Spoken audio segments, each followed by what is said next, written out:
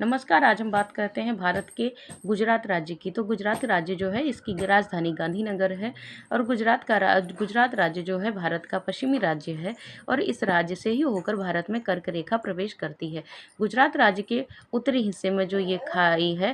है इसको हम कच्छ की खाड़ी के नाम से जानते हैं और उसी के नीचे की जो ये खाड़ी है खंबात की खाड़ी के नाम से ही जानते हैं। गुजरात के तट में ही ये कच्छ का जो रण है, कच्छ का जो दलदल है, इस दलदल में ही जो अरावली से निकलने वाली नदी है, लूनी नदी, वो नदी कच्छ के रण में ही समाहित हो जाती है और यहीं पर एक छोटा कच्छ का रण है और इसी के बाद खंबात की खाड़ी में साबरमती आकर समाहित हो जाती है और यहीं से निकलने वाली नदी जो माही नदी है,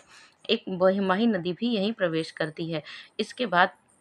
इसमें कई पहाड़ियाँ ऐसी हैं जिन पहाड़ियों को बहुत अधिक मात्रा में पूछा जाता है, जैसे मांडव पहाड़ी, बरदा पहाड़ी और गिरनार पहाड़ी, गिर पहाड़ी, इसको भी पूछा जाता है। इसके बाद इसी गुजरात के तट में ही बन्नीचारा गाँव है और इसी गुजरात में ही और कई मैदान हैं जिन मैदानों को अक्सर पूछा जाता है। गुजरात का ये जो तट है इसको हम काठियावाड़ तट के नाम से जानते हैं।